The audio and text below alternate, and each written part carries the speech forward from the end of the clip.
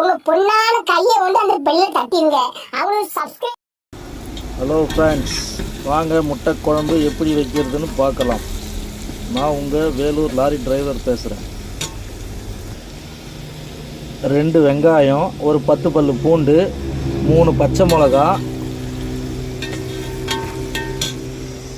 நான் செஞ்சுருக்கிறேன் 3 வேளைக்கு 8 தக்காளி போட்டிருக்கிறேன், 6 முட்டை பார்த்துக்கோங்க. வாங்க நம்ம முட்டை குழம்பு எப்படி சூப்பராக செய்யறதுன்னு பார்க்கலாம். நமக்கு வெங்காயம் வதங்கிருச்சு. இப்போ நம்ம தக்காளியை போட்டுக்கலாம்.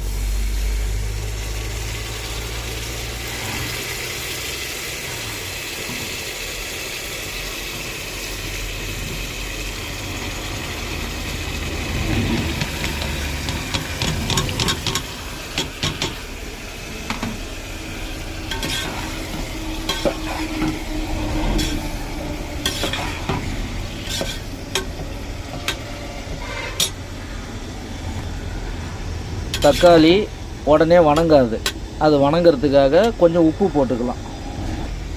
வாங்க கொஞ்சம் உப்பு போட்டுக்கலாம். உப்பு போட்டால் சீக்கிரம் தக்காளி வணங்கிடும். தக்காளி வணங்கிருச்சு. இப்போ மற்ற மசாலா ஐட்டம்லாம் போட்டுக்கலாம். மசாலாலாம் போட்டாச்சு. கலந்து வச்சுக்குவோம்.